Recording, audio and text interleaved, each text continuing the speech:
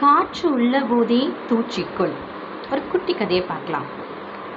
எல்லா விதமான தட்பவெட்ப நிலையும் தாங்கக்கூடிய ஒரு விதமான தவளை ஒன்று இருந்துதான். அது ஒரு நாள் பானையில் இருக்கிற தண்ணியில் விழுந்துதான். அந்த தண்ணி சாதாரண சூட்டில் இருந்ததால் அந்த தவளை அதில் நீந்திக்கிட்டு இருக்கு. அந்த தண்ணியை சூடாக்க தவளை பானையில் இருப்பது தெரியாமல் யாரோ நெருப்பு மூட்டி கொதிக்க வைக்கிறாங்க. தண்ணியோட சூடுக்கு தகுந்த மாதிரி தவளை தன் உடலை சரி செஞ்சுக்குது. தண்ணி கொஞ்சம் கொஞ்சமாக சூடாக தொடங்குது. தவளை அங்கிருந்து தப்பிக்கணும்னு நினைக்கவே இல்லை. கொஞ்ச நேரத்தில் தண்ணி ரொம்ப சூடாக ஆரம்பிக்குது. இந்த சமயத்தில் தவளையால் தண்ணியோட சூடை தாங்கவே முடியல. அங்கிருந்து தவளை தப்பிக்கவும் முடியாது.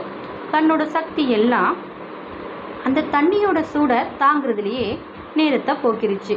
கடைசி தன்னோட தலைவிதி தான்னு அந்த கொதிக்கிற தண்ணியிலேயே இறந்தும் போயிருச்சு. இந்த தவளை மாதிரி தாங்க நம்ம வாழ்க்கையும். நாமும் இதே மாதிரி கடினமான சூழ்நிலையில் வாழ்ந்துட்டு இருக்கலாம். அந்த கடினமான சூழ்நிலை நம்ம சொந்த உறவுகளாலோ, மன அழுத்தமான வேலையாலோ, நம்ம நண்பர்களாலோ இருக்கலாம். நமக்கு ஏற்ற மாதிரி தெரிஞ்ச சூழ்நிலை ஒரு நாள் நமக்கு எதிராக மாறும். நம்ம வாழ்க்கையை கஷ்டப்படுத்த தொடங்கும். அந்த சூழ்நிலை மோசமாக இருந்தாலும் அதை தாங்கிக்க பழகிறோம். நம்ம இருக்கிற சூழ்நிலை சரியில்லைன்னு தெரிஞ்சும் ஆரம்பத்திலே அதிலிருந்து விலகிறது தான் நல்லது. இல்லைன்னா உங்களுக்கு பிடிக்காத சூழ்நிலையை நீங்கள் ஏற்றுக்கிட்டு நீங்கள் வாழ பழகினீங்கன்னா உங்களால் கடைசி வரைக்கும் அதிலிருந்து வெளியில் வரவே முடியாது.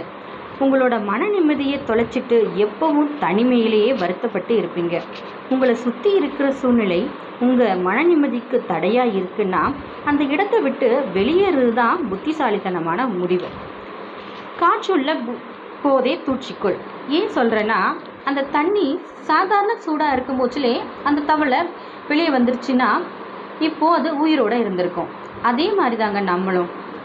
கஷ்டம்னு தெரிஞ்சு அதிலே இருக்காமல் அதிலிருந்து வெளியில் வர்றது தான் நல்ல முடிவு.